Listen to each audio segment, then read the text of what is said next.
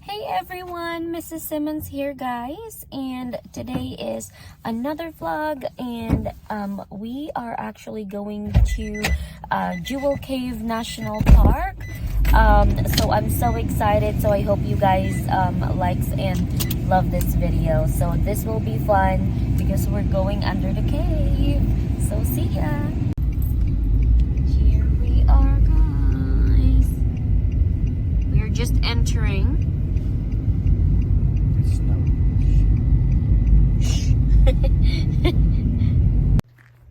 Okay guys, so we are here now. Well, technically just in the entrance. We just arrived and we still have a couple of minutes.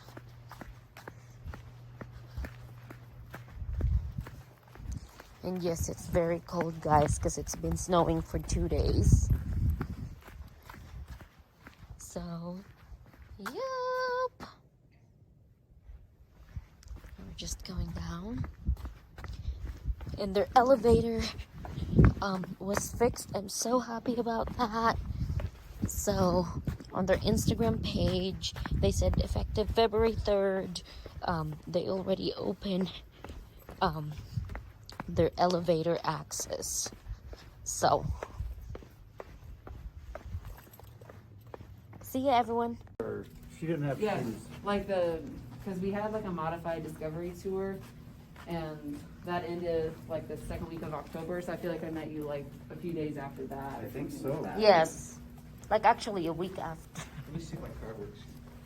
But y'all been to Jewel Cave before? Just No. never been in the cave itself? Not Never, inside Yeah, it. Visitor Center. Always- Attempted several times, but Always denied entry. And you're Mary Ann? yes, I'm And what's your name, sir? John. John, nice to meet you. I'm Ranger Amy. Ranger And we have Ranger Kevin as well. And we're both fairly new to the park. We've just been here since about September. But I've worked at the Park Service for a decade, Kevin for like over 30 years. And so we're just really excited to welcome people back to the cave. And if you look out at the landscape, basically almost as far as the eye can see, imagine that underneath is Jewel Cave. Oh boy. It's almost 210 miles. We have some cave explorers in there as we speak, or for a weekend trip. We'll talk a bit more about cave exploration as we very good. stroll along. But they'll go in for a few days, and maybe they'll get us to exactly 210 and not 209.87. It's very exciting. Yeah. Yay. These are our new renovated elevators. Not very many times since we've only been here for a few So I've months. been coming to Black Hills since I was a kid. Okay. And, So you've done it in the past quite a bit. yes. He's done the wild caving tour. I brought my kids on the tour. It's been amazing. I feel safe having. Point out a couple things before we go into the target room. Make sure that's the best. Absolutely. So if there's no elevator, we literally just need to walk. Yeah, but ideally we wouldn't be, that's why we couldn't really do tours this winter without the use of the elevators, yeah, then the walk would be too icy.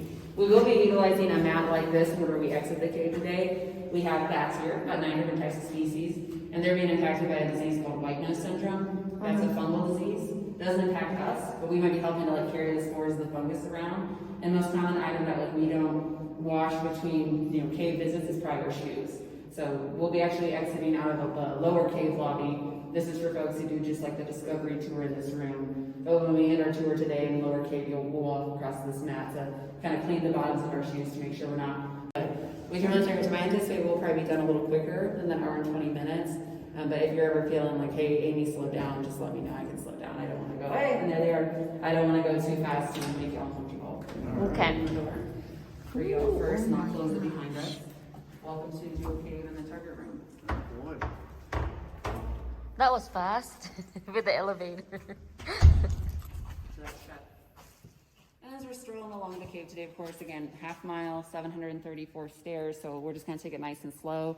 Okay. If you all have been in other caves, it sounds like you know the rule, not to touch any of the cave formations or anything like that. Yes. Yeah, we could leave oils on our hands and permanently damage them. And it doesn't look like y'all have any food or gum or anything like that. Pictures and video are fine, just be courteous with your flash. Normally it's when there's a bigger group, but I mean, it's just us, so I think it should be fine. Yeah, don't blind me with your flash. Yeah, No, don't I'm not blind even John. taking pictures. And this has seen a lot of changes with the renovation that's happened. It only used to be concrete just out to a certain point, and then it was gravel beyond that. So it's been really nice that everyone who worked on that initial project that closed the tour route some extended the cardboard on the sidewalk, the concrete out. That's what I'm trying to say a little bit. And so if you ever come on just like a little discovery tour presentation, this is primarily where that program's at. You're just kind of in this one big room. You might descend the platform to explore down there a little bit, but a really high percentage of humidity. So definitely it's a lot of wetness that goes to. What, 49 degrees all 49 degrees, yeah. all year? It's the coldest cave I've ever worked in. Most are mid 50s. One in Missouri I worked in was 60. So I was like, oh wow, 49. This is yeah. really. Some people though kind of get acclimated to it, and so when I got here in September and I went on a few programs, some of the rangers were just wearing like their short sleeved t-shirt. I'm like, y'all are tough. I need like a jacket or something. I'm coming from California. It's not bad with no real wind. Yeah. If you were in other areas of the cave that wasn't as large as this room, you would be able to feel more of that air movement, but we're in such a big room now, so you don't know. So it's covered with cave dirt basically. But one of the jewels of Jewel Cave is something called Nailhead Spar. And then there's another one. We'll walk across the platform to check that one out. Not down the stairs just yet.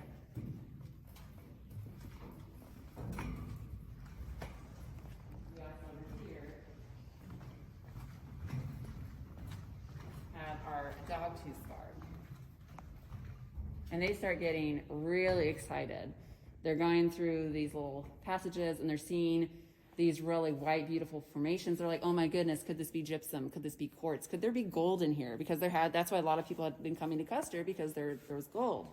And even though Custer didn't pan out to be as much of a gold mining location as other parts in the hills, that still got them super excited. And so they decided to take out a mining claim, give them an excuse to keep going into the cave and exploring it.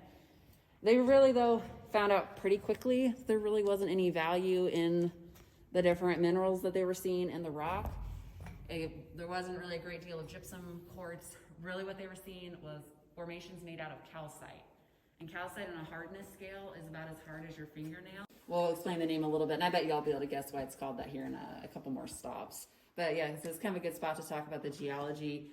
We just kind of talked really about, 120 years of history, or the kind of the early exploration history, we believe, of the cave. But if we look at the geologic history, it goes back way, way, way far. You've been to several caves, so if you remember, it's always kind of hard to, how were those caves formed? Was there some sort of water happening, or? Yes. I remember. Yeah. And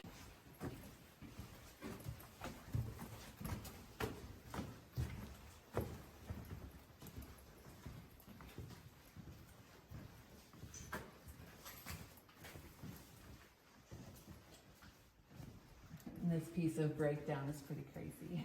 You can kind of see a little bit of paleofill where that sand layer made its way through right here with a little bit of red there.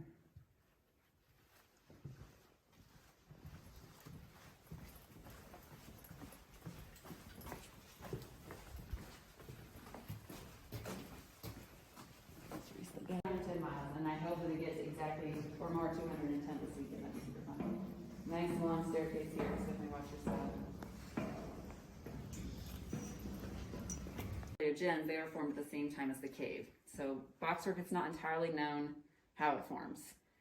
But kind of something what scientists think is there was rock here that had some sort of cracks in it, and it was in a zone where weathering was occurring. Weathering is whenever the rock sees change, but it doesn't actually move anywhere. Erosion is whenever, it's moved by wind, water, or whatever. But so maybe there was some sort of weathering that happened here and left behind this, what was left of the original speleogen, and created this really interesting looking shape. Yeah. A fun analogy I saw was like, imagine if you have a brick building, but you took all the bricks out and was just left with the mortar. That's kind of, what boxwork is maybe like. But it's, again, not a lot is known about it. And then that's why I asked if y'all had ever been to Wind Cave, because it's believed they have like the highest concentration of boxwork in the world. Gotcha. So even though we're longer and we brag about that a lot, we love our friends at Wind Cave, and all their boxwork is super neat.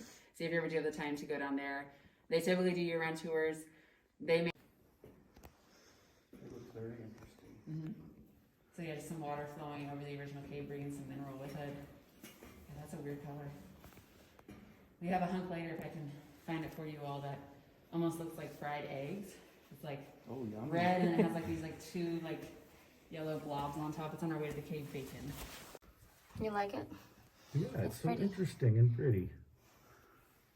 Like concrete, isn't it? But it's not.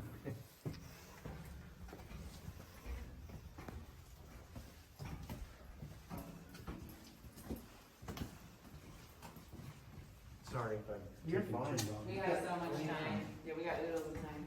I don't know what time it even is, but with a small group, I imagine we're doing really good. Just happy to have people in here to check everything out. We're happy to meet you. Yes, definitely. Hey, there's some, is that stalagmites? Yeah, exactly. Yeah, welcome. This is a very forming. aptly called the formation room, and we completed Runner's Lane. This is a term that was used during the Prohibition. They would be going from the boats with alcohol, so they'd be going from wet areas to dry areas to bring people the alcohol from the boats. We kind of, I guess, do the opposite. Rum Runners is the dry area, and we made our way to a wet area. So it's kind of a Prohibition term there, but we made our way to the formation room. And if you all been in lots of cave tours, and yeah, Marianne immediately was like, oh yeah, stalagmites. So you have formations that grow from the ground. Yeah. Your stalagmites, and most of them they're gonna need a friend. There's gonna be cracks in the fissures in the cave, and water's gonna come down, bring a little bit of mineral with it, and that's gonna form first a stalactite. There's water there too. Yes, exactly. There has to be for these things to There's grow. a pool right over there. Yeah, right It's there really too. wet in here. And then the drips will come down and eventually make a little friend stalagmite. They could even grow together to create something called a column. And then we have right here, we have a nice soda straw column here. That's so pretty. So the most times stalactites kind of like, as it begins as a soda straw and then they plug up. This one, that never happened. And it just dripped at this nice like linear pattern and made this like amazingly Just a like straight 3 foot, thing, yeah, yeah. straight long soda straw column. You don't see these every day. That's I don't think I've pretty. ever seen one before. And This is the first time I've seen it too. yeah, they're really neat. How long do you think it took for that? And they were almost like an inch, but it depends. Yeah, Mm-hmm. it depends on how much the water's coming down. That's a good question. So you got your soda straws, your stalagmites, stalactites, your columns, and then lots of other good stuff. Like, yeah, you notice the flowstone back there. We have a lot of flowstone back here. You get different, as the water is kind of sitting on the rocks and the air moves by it, that kind of creates some really interesting shapes and patterns and creates some frost work or cave popcorn. So that gives that really neat texture. And I also love too when you have like little bits of float. That's almost like some little draperies over there when the water has dripped out of slope. That looks like a little castle. Yeah, it does That's up there. beautiful. It almost looks like little like curtains and jellyfish back there. People see lots of shapes, and some of them do have names. I have to look up honestly though, which ones like were actually named by like the explorers. But definitely today, I think we sometimes informally name them. It's hard not to. You just look up and you see so many shapes in this.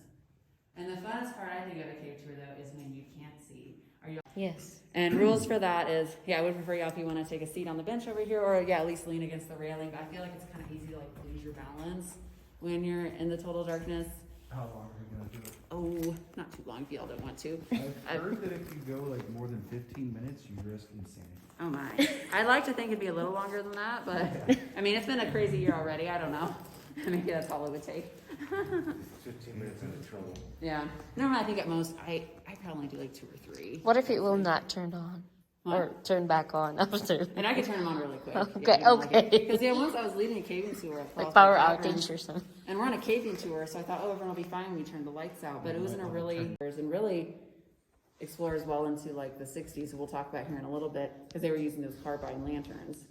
And so yeah, that would have been, and we're in a breathing cave, so when that light would go out, then you'd be in that total darkness until you could get your light back out.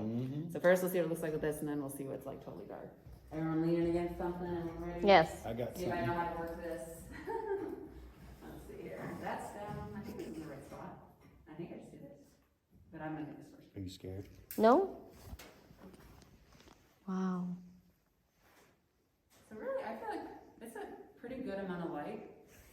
Yes. That you do just get from one single like candle. If you were one of those early Yeah. explorers with like a little candle lantern with like a little can. And that's actually our historic lantern tours. The first visitors that went on those, they did just have like a little like soup can that had a hole in it that had a candle left at the bottom.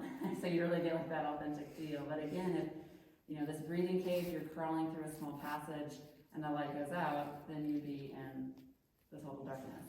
Holy smoky. wow. And the funny thing is, even though, it's like just turn the lights off, our eyes adjust as quickly as they can to be like, what's going on? Our brain is just like, this isn't normal. And then you do start to see any little bit of light. Like I might have a light on my radio that you might be able to see. I think I can maybe see a little bit of light on one at Marianne or John. That's mine on my phone.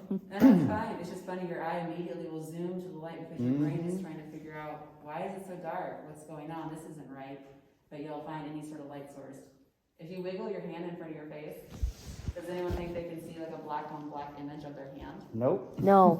Sometimes people do, and that's kind of another like trick your brain plays on you. It's like, it's okay, don't worry, you still got this. Even though in total darkness, there's no way you'll ever be able to. I can see my hand really close to my eye. Though. Yeah, you have it right there. And that was maybe more your other senses kind of working in overdrive to try to help you out. And I wonder if I turn the lighter back on, if now it looks even brighter. Oh, there's so Yes. much light in here Yeah. now. So It we, really in is. just that brief moment, we almost became like cave creatures.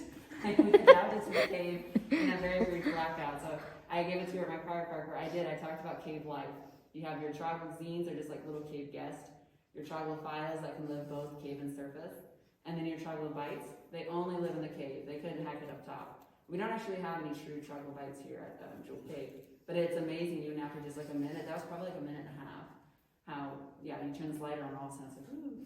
And then I kind of want to ease back into the light. I don't want to just turn all the lights back on, because sometimes that's a little bit like too much for some people's eyes. So I'm going to see if I can get the dimmer to work. And so then it should light up pretty nicely. Some really nice features that we have back here. See if I can get it to work. Let's see, I think I gotta turn this down. That's what I gotta do. Wow, it's so bright. It's like Yeah. it's like the moon. It looks way brighter than earlier. Yeah, we just lived down here all day. I mean, yeah, we're cave creatures now. Just kidding. No worries. We'll stay here. Or like that cartoon movie, is it The Crooks or something? Maybe, I don't Some remember. people think that formation back there looks like trouble. That they live under the cave.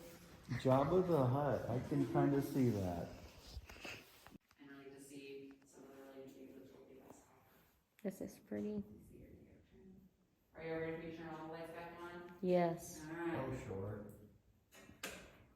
Ooh. Holy cow, it's so bright. Yeah. Before it seemed so dark when we were going on the stairs, and now it's gonna be like, oh, it's nothing. Do you have any questions before we move on? No, it's just interesting. I like it. Yeah, it's a good cave. Features over here are really pretty.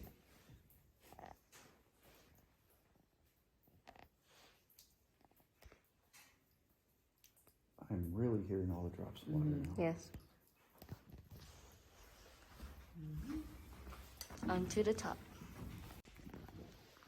Yeah, it is a very like, grand spot. Almost looks like there was something there that broke down.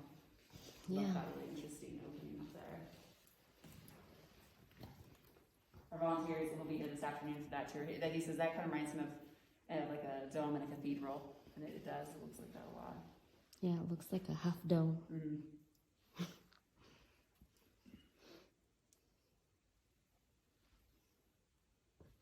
It's pretty.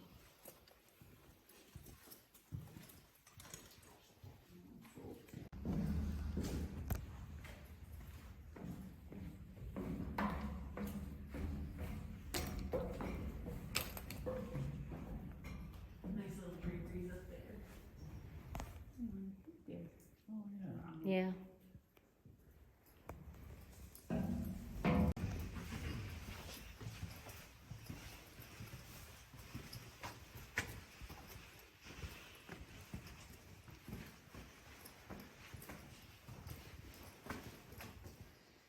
Have everyone, Kevin? I think so. Mile long, probably much longer. A breathing cave. There have been studies on the airflow in here, and so some of the folks who have done those airflow studies think that only 5% of the cave has been discovered. It's just, my brain can't even comprehend that. 5%. Yeah, I'm also from Missouri and I'm very stubborn. I'm like, oh, are you sure? 210 miles is already quite a bit of cave, but we'll see. But it's connect the dots in here. So whenever people come caving in here, they can do 4-day trips, and then whenever they come back with all that information. We have Mike, who's been here for over 40 years, our chief of natural resources, and he has an assistant. They will get everything that's been surveyed and mapped. It is about 4 days And I mean, they have to bring everything out, and there are camps throughout the cave, and there is water at the camps.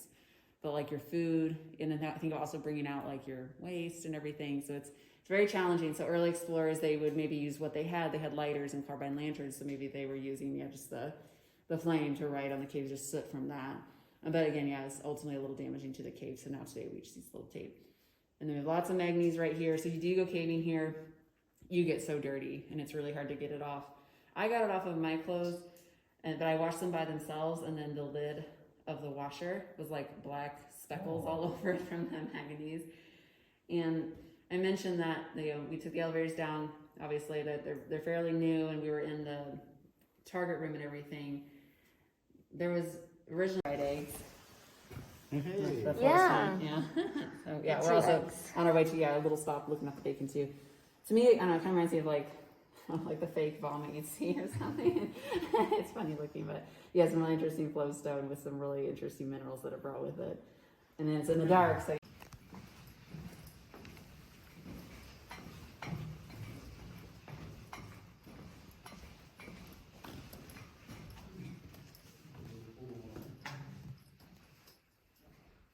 What, hon?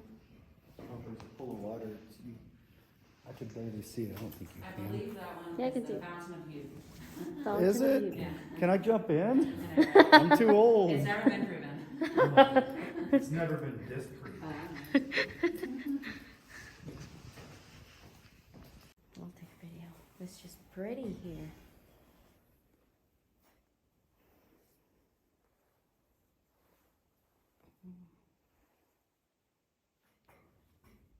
They're like just perfect looking from drips coming down. And they do have a little survey marker, I believe, John, like kind of where your foot is, or no, it's where your foot is, Marianne. Oh. And they try to take pictures of it to see how it's changing from the water dripping down. I believe I was just reading there's over 30,000 survey markers throughout the cave. I mean, I believe it. Can you 200 light it miles, real so. quick if you don't Oh mind? yeah, sorry. Yay. That's not too much. Oh, there we go. That's good. That's, wow. With 210 miles of cave, there's lots of places that can be surveyed. Yeah. Alright, so we're now about at the lowest point of the tour. So that means now we're gonna start making our way boy. back up. Time to Okay. start huffing and puffing. Yeah. Below this low, we got a couple stops. Stops that have benches, which is nice. And yeah, watch your head at this spot before we get to this next staircase. It's a little low. Watch your head. Mm-hmm. You're fine though. Yeah.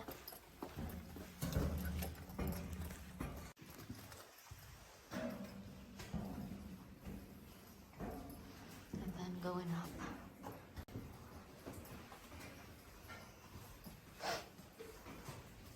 Alright, you all ready for some bacon? Bacon. Yes. Yeah, Oh, yeah. wow. This is beautiful. I know, Oh, that is so delicious. it's a good feature.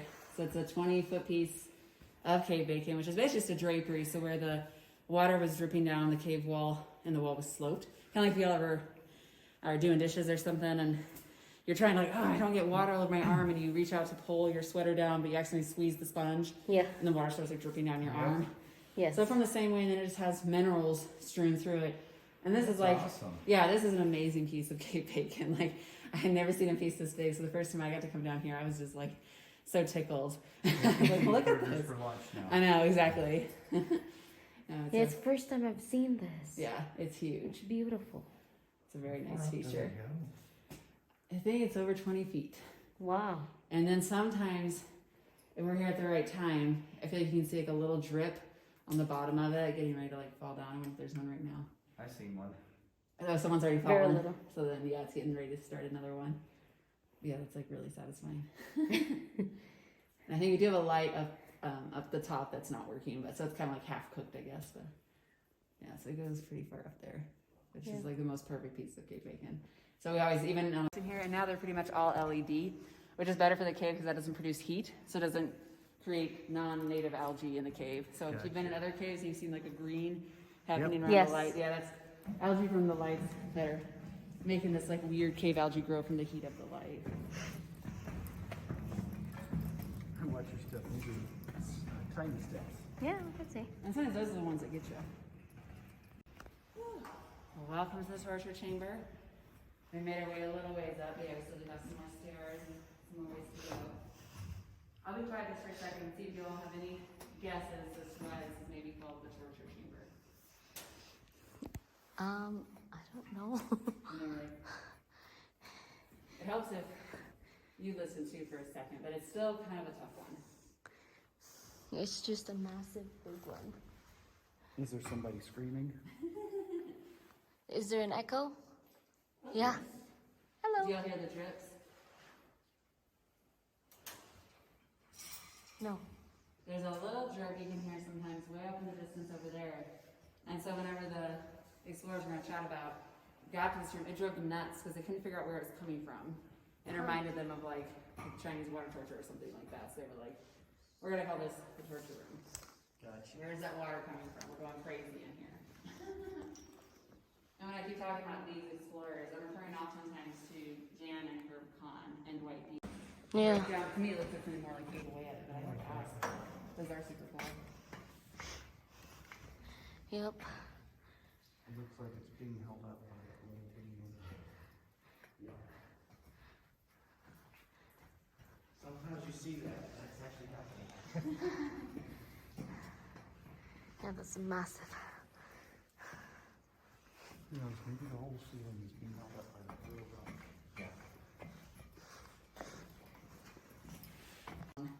That hunk right there, but Red Valley velvet. or Velvet Cupcake. Yeah. But when they were building the elevator shaft, again, the trail came first, and then they built the elevator shaft. And the first scenic tour was May of 1972.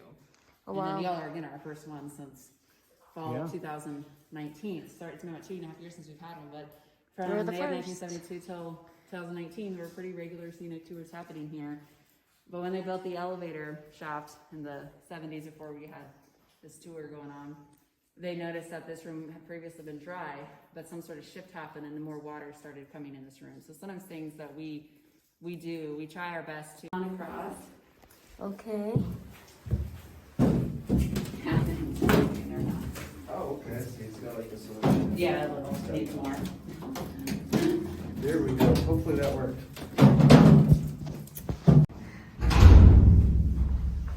Okay, where are we going? Are we going up? Yep. Wait, does it go down farther? Well, that's a good question. I think this is as far down as it goes. Because we went in upper cave lobby earlier and then we walked down. So this is the lower cave lobby. If you go to the right, when you want and go up, then to get right back up to the upper cave. Gotcha. We could have, I guess, if you really wanted. Already? Off we go. I wonder what time it is. I told you. 9:16. Oh my gosh, that was almost like exactly hour 20 minutes. Yeah. With So we did good. Yeah. We did perfect. Yeah. Well, thank you all so much. It was nice. Thank you. We didn't have anyone yesterday. We were a little bummed, so we had to go there. Yay, our first. I know, because it was like, I saw your Instagram and then like the Jewel Cave Instagram. And then I saw like February 3rd they're opening, but we both are working. So Yeah. I was like, we'll go on February 4th. But then I was like, okay, so they have 2 times. They're morning and then they get afternoon. I was like, it get a little bit darker already That's if we true, go yeah. in the afternoon. So I was like, we'll just go in the morning. Then you can grab So, some lunch or something on your way home. Yeah. And yeah, that's fine. What time to do it? yes. After you. Thank you. Thank That's you. all.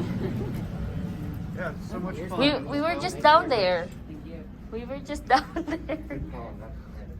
Yeah, I can't believe I actually got kind of warm. Now we are on top of The it. sweater was great. Hi everyone, so we were just done with our Jewel Cave Scenic Tour, and fun fact, since October of 2019 until today, we are actually their first visitor. They got a lot of renovations that they did in their elevator, so we were the first guest. We're so honored, privileged, Char. It was super fun. It was a big cave. Yeah, it was a long cave, guys. So it's almost an hour and 15 minutes. So it was fun. It was a workout on the legs, definitely. So now we're hungry. So I hope everyone loves this, and I will go ahead and continue this cave adventures. It's been a while since we've been in a cave, so this is definitely great that we did this early on this 2022. Sorry guys, I'm out of breath, but I hope everyone loves this, and please subscribe and tell your friends that Misis Simmons is in YouTube. Thank you so much everyone, and see y'all next time. Bye bye.